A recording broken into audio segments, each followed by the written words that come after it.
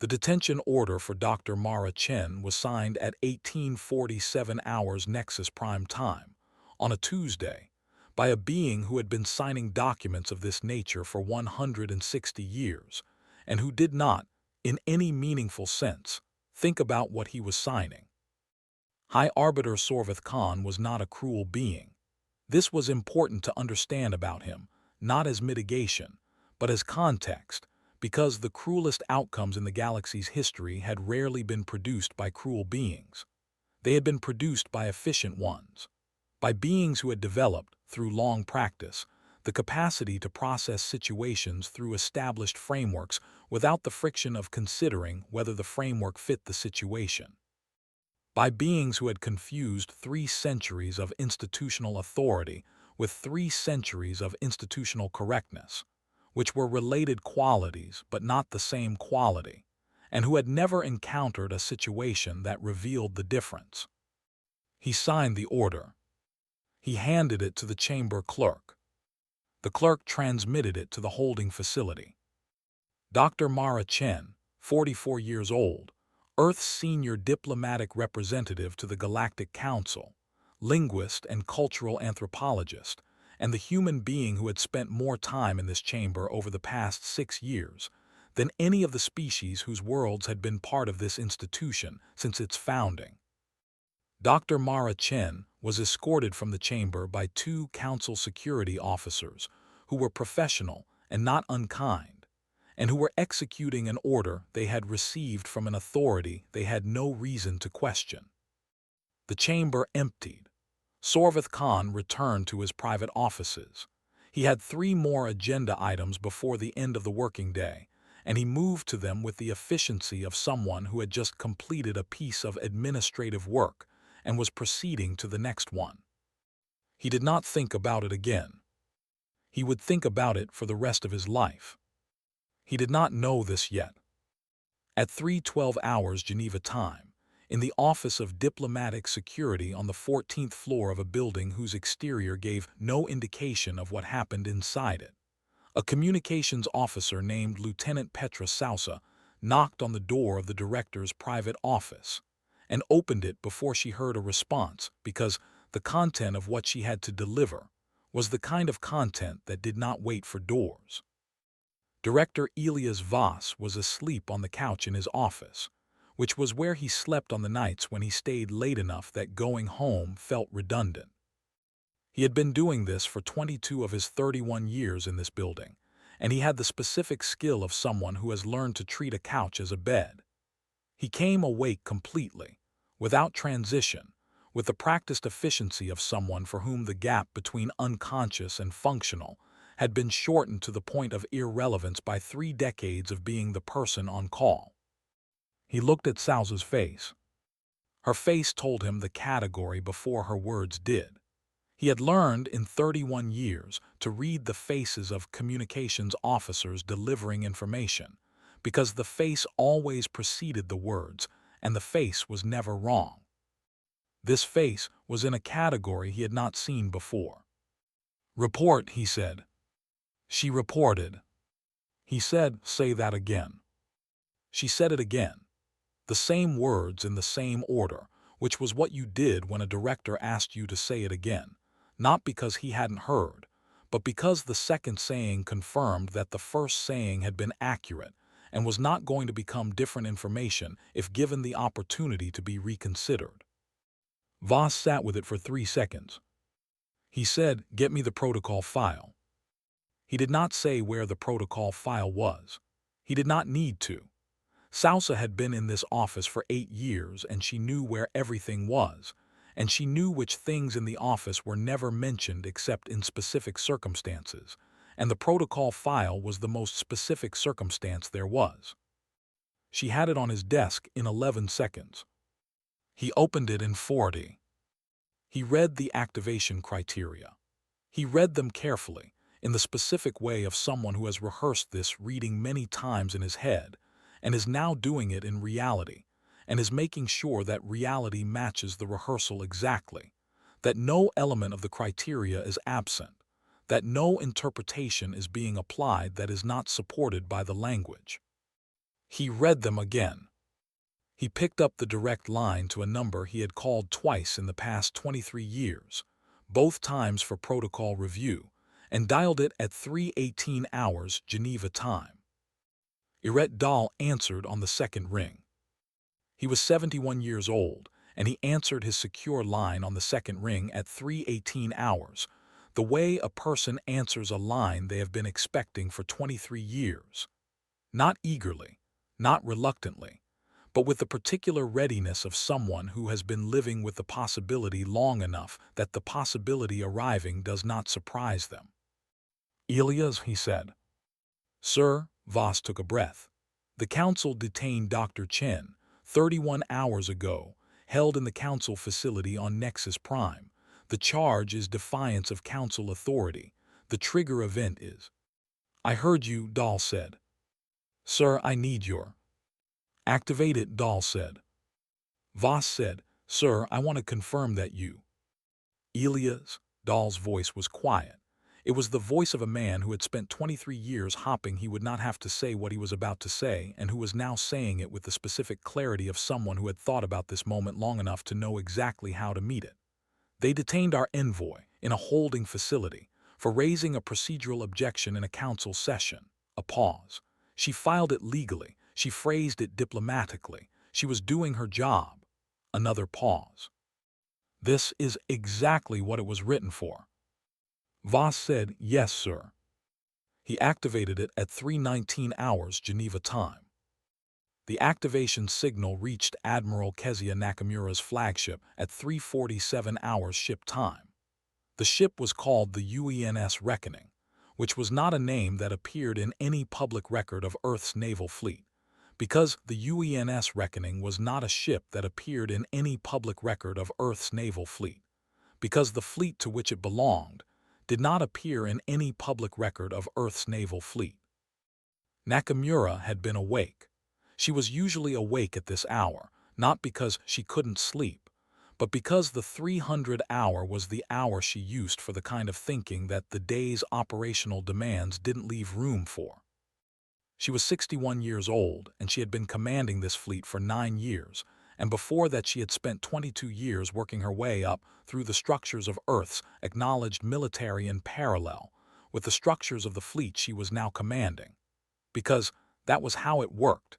You served in the visible fleet, and you built the invisible one simultaneously, and you told yourself that the invisible one would never need to be anything other than a contingency. And you built it anyway with the seriousness of someone who understood that contingencies not taken seriously were not contingencies. She read the activation order. She read the activation criteria confirmation. She sat with it for a moment that was not hesitation, not the hesitation of someone uncertain about what to do, but the specific pause of someone who has been preparing for something for 23 years and is taking one breath before doing it. She said, "Acknowledge receipt." Her communications officer acknowledged. She turned to her tactical officer, Commander Reyes, who had been on the night watch and who was looking at the activation order on his own screen with the expression of someone who had been briefed on the protocol enough times to know what receipt of the order meant and was processing that knowledge in real time. She said, "Execute protocol sequence 1. He said, "Aye, sir." A pause, a very brief one, the pause of a professional who has a question and understands that the time for the question is now or not at all. "Ma'am, all of it." She looked at the display. She thought about Dr. Mara Chen, who she had never met, who was sitting in a holding facility on Nexus Prime because she had raised a legal objection in a council session. She thought about what it had taken to build this fleet. 23 years of work done quietly, in parallel with the work that was visible, by people who understood that the visible work was necessary, and that the invisible work was more necessary, who had given years of their careers to something that might never be used, and had done the work anyway with the seriousness of something that would be used, because that was what serious preparation looked like. She said, "All of it." On Nexus Prime, Veth Ron had been awake since 200 hours. He was Sorvith Khan's intelligence director, and he had been doing this work for 40 years, and he had a quality that the best intelligence officers always had, and the merely good ones never did: the capacity to be bothered by the absence of things as much as by the presence of them. Most intelligence officers cataloged what was there. Veth Ron cataloged what should be there and wasn't. What wasn't there was a file. It had been there yesterday. Its metadata was still present in the system, the ghost of a file that had existed for 23 years and had been accessed 4 times and had been removed 6 hours ago. 6 hours after the detention order for Dr. Chen had been transmitted. He had spent 4 hours reconstructing what he could from the metadata ghost. The file had been large. Its structure was consistent with a protocol document, a layered, sequenced document rather than a single-purpose record. Its access pattern over 23 years was the pattern of a document that was maintained and reviewed rather than used, the pattern of something kept ready. At 600 hours, he requested an urgent meeting with Sorvith Khan. He walked into the High Arbiter's private chambers and said, "Sir, there is something I need to show you." He showed him the gap. Sorvith Khan looked at the gap in the database for a moment. He said, "What was in it?" Vethron said, "That is what concerns me." He laid out what he had reconstructed: the protocol document structure, the maintenance access pattern, the 6-hour correlation with the detention order. "Sir, based on what I can reconstruct, this appears to be a contingency response document, designed for activation in response to specific trigger events. The trigger event classification, which I have been partially able to identify from adjacent metadata, appears to include the unauthorized detention of Earth diplomatic personnel." Sorvith Khan looked at the gap. He thought about the detention order he had signed at 1847 hours. He said, "Find out everything." Council member Dross Vell had voted against the detention order. She had voted against it for the reason she always voted against things: because her 40 years as an intelligence analyst before joining, the council had given her a particular relationship with incomplete information, which was that incomplete information was not a neutral condition. Incomplete information about a target had consequences, and the consequences were usually proportional to how much you had underestimated what you didn't know. She had told Sorvith Khan, privately, after the session where the order was first proposed, "We do not have a full picture of humanity's response protocols for this category of event. I recommend we obtain that picture before proceeding." He had thanked her for her input. She had known when he thanked her that he was not going to take her input.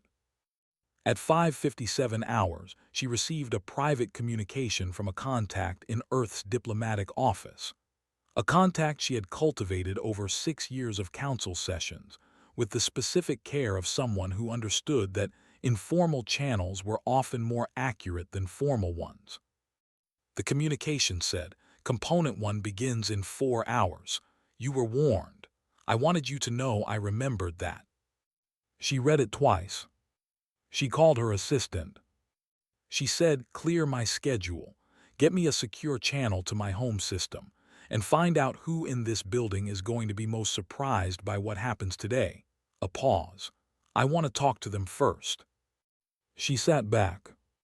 She thought about the word component, about what a protocol document with components looked like from the outside, the sequence quality of it, the layered architecture of something designed to escalate through stages rather than act all at once. She thought about 40 years of intelligence analysis, about the thing she had learned earliest and believed most deeply. The species that does not advertise its capabilities is the species whose capabilities you should spend the most time thinking about. She thought about humanity, which had spent 40 years in the galactic community asking questions about other species systems and structures and histories, with what she had always read as genuine curiosity, and which she was now reconsidering as something more strategic than curious. She thought we should have been paying different attention. Mara Chen had a window. It was small, designed more for light than for view, and what it showed was a portion of Nexus Prime's orbital infrastructure, which was not a beautiful view, but was a view of something functional and real. And functional and real was what she needed right now more than beautiful. She had been in the holding facility for 11 hours when she sat down on the narrow bed and began doing what she did when she needed to think clearly. She cataloged things. It was the habit of a linguist and an anthropologist. When the situation was complex, reduce it to its elements. Name the elements. Understand the relationship between them. Element 1, she had filed a procedural objection. Legal, diplomatic, entirely within council framework. Element 2. Sorvath Khan had characterized the objection as defiance. This characterization stretched the relevant statute beyond any reasonable interpretation she had studied. She had studied it extensively. Element 3. She was in a holding facility. Element 4. Earth did not know she was here, or Earth knew and was deciding what to know about it. Both possibilities had the same immediate shape. She sat with these elements.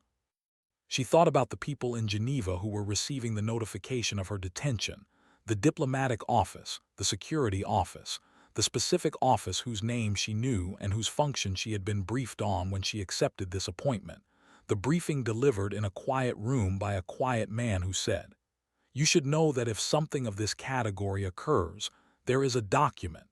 She had asked what the document said. He had told her the structure. He had not told her the content because the content was classified at a level above her clearance, but the structure was 3 components, each one larger than the last, designed to produce a specific outcome. She had asked what outcome. He had said, "Your safety and the safety of every Earth diplomat who comes after you." She had sat with that for a moment, and then she had said yes to the appointment.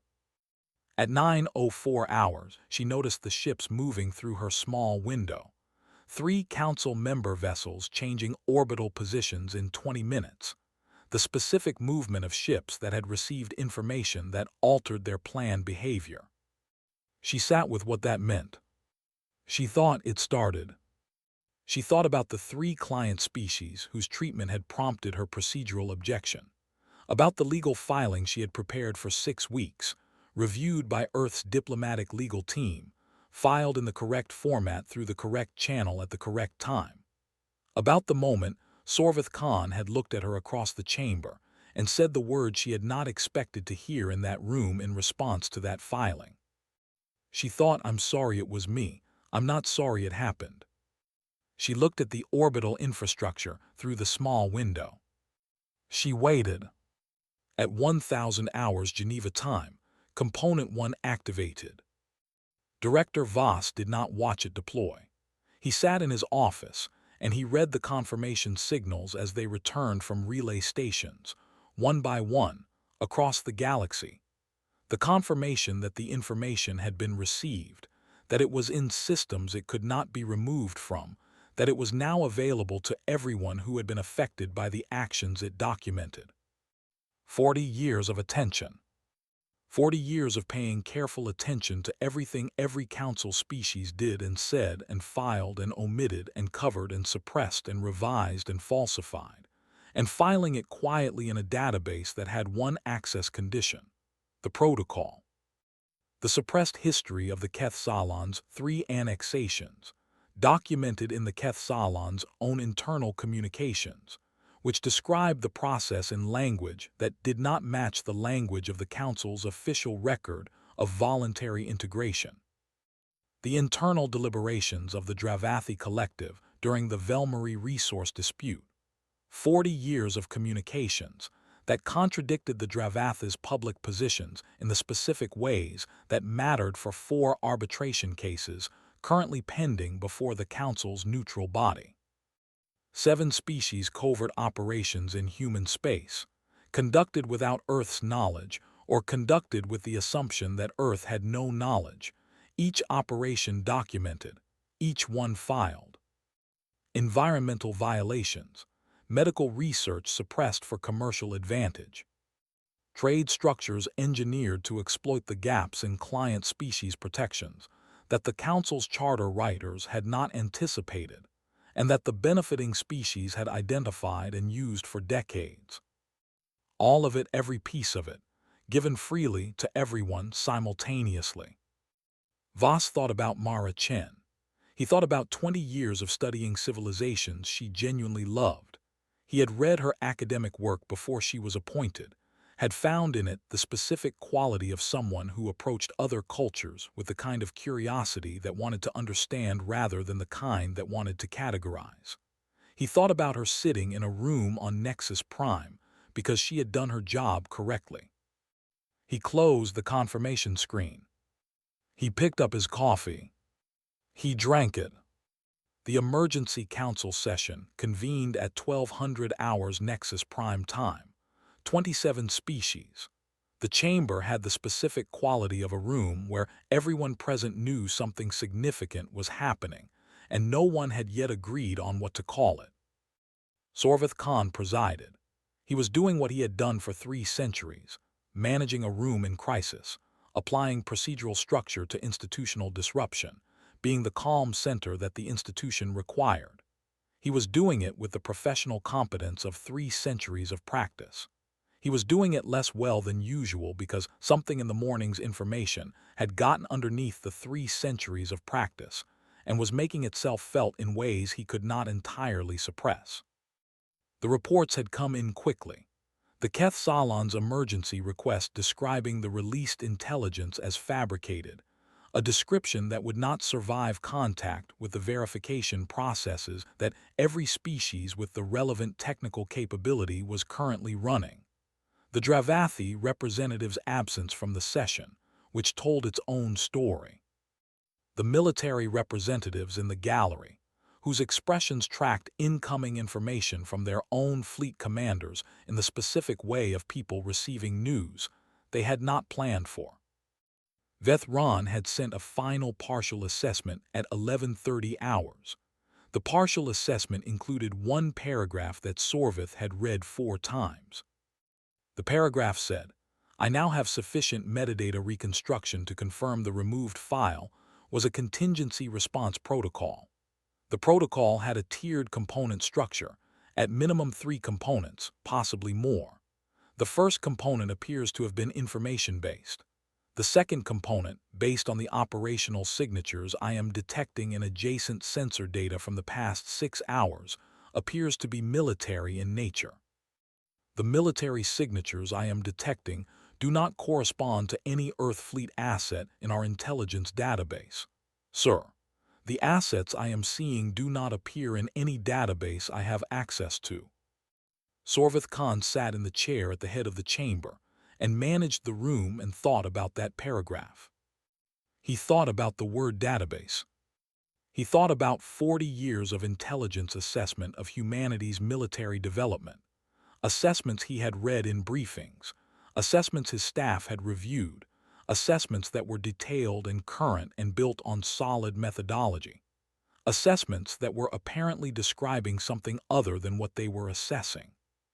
He thought about a file that had been in the Council's public database for 23 years and had been removed 6 hours after a detention order was signed.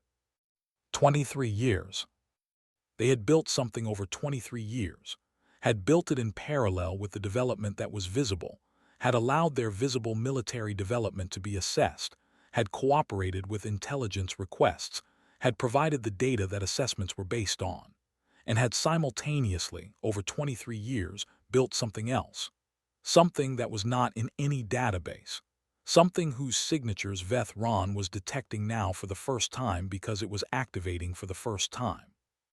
23 years of building, triggered by a detention order signed with the efficiency of an administrative formality. He was still sitting with this when Dross Vel raised her hand for recognition. He gave it to her. She said, "I want to ask a question before we discuss the intelligence release. Has anyone in this room contacted Earth in the past 24 hours to discuss the detention of Dr. Chen?"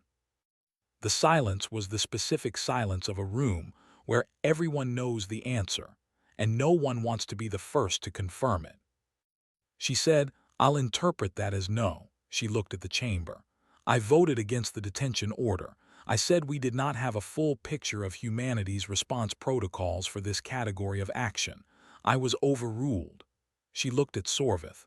"The intelligence release is not the protocol. It is component one. I want the Council to understand that before we discuss the intelligence release." The chamber was very quiet. Sorvith Khan said, "What are the other components?" Dross Vel said, "I don't know the specifics. I know the document existed. I know it had at least 3 components. I know component 1 is what happened this morning." She paused. "I recommend we contact Earth immediately before component 2. She had barely finished the sentence when the military gallery erupted. Not loudly, the representatives were professionals, but with the specific controlled urgency of people receiving information that required immediate transmission to the person in charge of the room. 3 of them were on their feet. 2 were transmitting simultaneously. The Keth Salon military representative had gone the particular color that Keth Salon went when their circulatory system registered extreme stress. Sorvith Khan looked at them. He already knew. He said to the room, "Report." The Keth Salon representative said, "Sir, our fleet commander is reporting unregistered contacts in the Keth Salon primary system. Multiple contacts, configuration unidentified." He listened to something through his earpiece. His color deepened. 40 contacts holding position, not attacking. Not he stopped, started again. "They are in positions that establish complete coverage of our primary system, every approach vector, every defensive gap." He looked at Sorvith Khan. "They were there before we knew they were there. Our commander says the timing suggests they arrived before the intelligence release, before this session." The Dravathi representative was standing. The Velmari representative, species that had spent 2 centuries under council extraction policy, and whose face carried the specific expression of someone watching something they had not permitted themselves to hope for and were now watching, was very still. Sorvith Khan looked at the chamber. He said, "Get me Earth." What followed in the next 40 minutes Sorvith Khan would spend years thinking about. Not the specifics. The specifics were administrative. The specifics were the information arriving from fleet commanders across the galaxy confirming that the pattern was not limited to the Keth Salon system, that the contacts were appearing across 23 separate systems simultaneously, that the configuration in each system was identical in its strategic logic, complete coverage, all defensive gaps addressed, position established before the positions were known to be occupied. What he would think about was the timeline. 23 years. The fleet that was appearing in 23 systems simultaneously had been built over 23 years. It had been positioned, pre-positioned, before the activation, which meant the positioning had been planned and executed before the protocol was triggered, in locations that corresponded to the strategic vulnerabilities of every major council member species. Locations that required knowing those vulnerabilities. 40 years of paying attention, of asking questions in council sessions that were always framed as diplomatic curiosity, of building the picture that made the positioning possible. The fleet was not attacking. In 23 systems, not a single weapon had been discharged. The ships had appeared. They had taken positions. They were holding those positions with the complete stillness of something that has arrived where it intended to arrive and is waiting. The choice was the message. You are inside our capability. We have chosen not to use it, for now. He thought about the procedural objection, about the administrative efficiency with which he had signed the detention order, about 3 centuries of council authority, and the specific assumption that 3 centuries of council authority made about the species on the other side of its decisions. He thought, I administered discipline to a species I did not understand. He had administered council discipline for 160 years. He had administered it to 47 species. He had never thought, in 160 years of this work, that the sentence "I did not understand the species I was acting against" could apply to him. He had not thought it because his framework had no place for it. His framework assumed that the relevant parameters of any species under council jurisdiction were known parameters, that the intelligence assessments were accurate, that the capability documented was the capability that existed. His framework did not have a category for a species that spent 23 years building something that did not appear in any assessment, and positioning it before the positioning was needed, because the positioning was part of the preparation rather than the response. He said to his communications officer, "Get me the director of Earth's Office of Diplomatic Security." Director Elias Voss appeared on screen at 13:47 hours Geneva time. He was 67 years old, and he looked like a man who had been awake since 3:12 hours and had no intention of sleeping until this was resolved. He had the specific expression of someone who has activated something he hoped would work, and is watching it work, and is not celebrating this because celebrating it would be wrong, because the thing working meant the thing had needed to be activated, and the thing needed to be activated meant something had gone wrong that should not have gone wrong. Sorvith Khan said, "Director Voss, I am contacting you regarding the situation that has developed following yesterday's disciplinary action." Voss said, "I know why you're calling." Sorvith said, "I would like to discuss." Voss said, "High Arbiter, we have a protocol that was activated by a specific trigger event. The trigger event was the detention of Earth's diplomatic representative without Earth's knowledge or consent for raising a legal procedural objection in a council session." He paused. Not a dramatic pause, the pause of someone choosing the next words with the precision of someone who has thought about them for a long time. The protocol has a third component. I want to be clear that Component 2 was not an attack. It was a demonstration. Earth has not attacked anyone. Earth will not attack anyone unless Components 1 and 2 are insufficient to produce the outcome the protocol was designed to produce. Sorvith said, "What outcome?" Voss said, "The immediate, unconditional release of Dr. Mara Chen, a formal acknowledgement from the Council that her detention was unlawful, and a commitment filed publicly, in all Council languages, with all Council member species as witnesses, that diplomatic representatives of Earth will never again be subject to Council disciplinary action without Earth's prior notification and consent." A pause. He said, "These are not negotiating positions." In a house that was not large and not small, but was the right size for a man who had stopped needing things to be more than the right size, Eret Dahl sat in a chair in front of a data screen and watched. He was 71 years old. He had chaired the committee at 48. He had spent 23 years being the person who knew what the protocol said, and hoping he would never be woken in the night with the news that it had been triggered. He had been woken. He had given the activation confirmation. He had turned on the data screen, and he had been watching since 3:20 hours, and it was now mid-afternoon, and he was still watching because some things needed to be watched until they were finished, needed to be witnessed by someone who understood what they were watching. His granddaughter came in. She was 16. She had her grandmother's eyes and her mother's curiosity, and she had grown up with a grandfather who worked in diplomatic security, and who did not talk about what that meant but whose quality of attention when certain topics came up had taught her more than he knew he was teaching. She looked at the screen, at the data feed, the confirmation signals, the fleet positions, the emergency session updates, the specific shape of something galaxy scale that had been activated by one detention order. She looked at him. She said, "Grandpa, is this because of the Envoy, the one they put in detention?" He said, "Yes." She said, "Did you know something like this would happen?" He was quiet for a moment. He said, "I wrote something 23 years ago that said it would." She looked at the screen. She was 16 years old, and she processed what she was seeing with the specific intelligence of someone who did not have the context to fully understand it, and did not let that stop her from understanding what she could. She said, because they put her in a room. He said, because you do not harm what a civilization sends in good faith. She was quiet.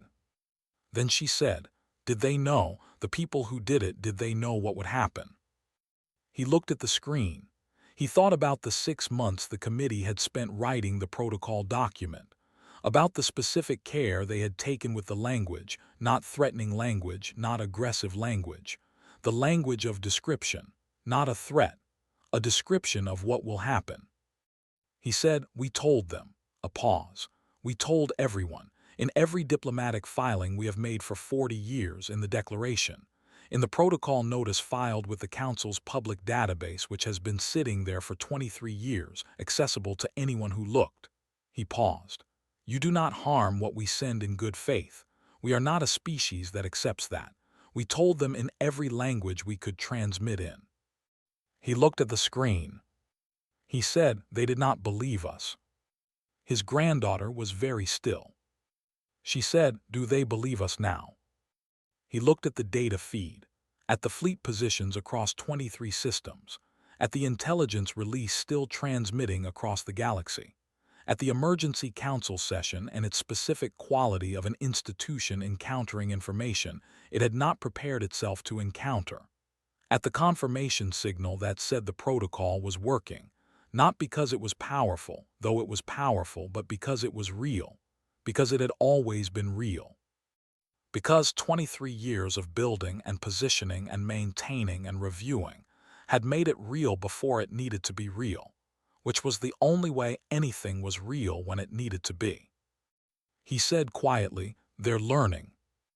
Mara Chen was released from the council holding facility at 1500 hours Nexus Prime Time. The documentation was filed. The formal acknowledgement was transmitted.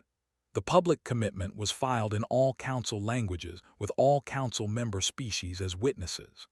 It took 21 minutes from the release order to the final confirmation, and those 21 minutes were the most efficient administrative processing Sorvith Khan's office had ever produced, which was the specific efficiency of an institution that has understood that speed is now the most important variable.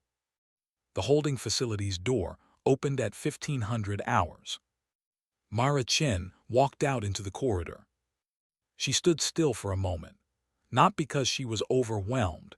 She had spent 31 hours preparing not to be overwhelmed, preparing to be the thing she had always been, which was functional and clear-eyed and present. She stood still because some moments deserved a breath before you moved through them. The junior attaché was waiting. He was 24 years old and he had been awake for 31 hours, and he had the expression of someone who had been holding something together through an act of will, and was now allowing the will to relax very slightly, very carefully, the way you relax a held breath when you are not entirely certain the need for it is past. He handed her a tablet. She read the formal acknowledgement. She read the public commitment. She read the confirmation that Components 1 and 2 were concluded, and that Earth's Strategic Response Fleet was standing down to holding positions pending the third component's transmission. Then she read Component 3. She had not known the content of the third component. She had been briefed on the structure and not the content.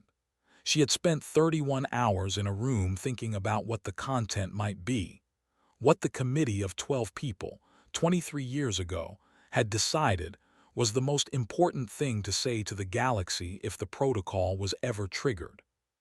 She read the 12 words.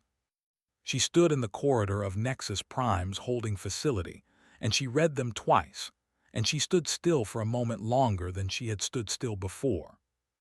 She thought about 20 years of studying alien civilizations with the kind of attention that comes from genuine love, the attention of someone who wanted to understand, not to catalog, not to manage, not to assess threat levels. She thought about the procedural objections she had spent 6 weeks preparing and filed with complete care and complete belief that the system she was operating in had the capacity to receive it. She thought about 31 hours in a room and about what had happened in the galaxy while she was in that room. She thought about the 12 words. She gave the tablet back to the attaché. She said, "Let's go home." They began walking toward the docking facility. The corridor was empty. It was a service corridor, chosen by the attaché for exactly that reason, so that the walk out of the holding facility would not be through spaces where other species could observe it and read whatever they wanted to read into it. She walked through it with the particular quality of someone who has been in a small room for 31 hours and is not yet ready to be in large spaces, but is going to get there. Behind her, on every relay station in the galaxy, Component 3 was still transmitting. It would transmit for hours. It would be read and translated and discussed and argued about for years. In council sessions and diplomatic briefings and intelligence assessments and history texts, and the private conversations of beings across 100 worlds who were trying to understand what had happened and what it meant and what came next. 12 words. Written 23 years ago by 12 people in a room who spent 6 months trying to identify the most important thing to say if the protocol was ever triggered, and who had eventually arrived at 12 words because 12 words was what was needed, and more than 12 words would be less true. The words that were transmitting across the galaxy, finding their way into every receiver and every archive and every conversation about what humanity was, and what the galaxy was, and what the relationship between them had just become. We came in good faith. We will not come again in good faith twice.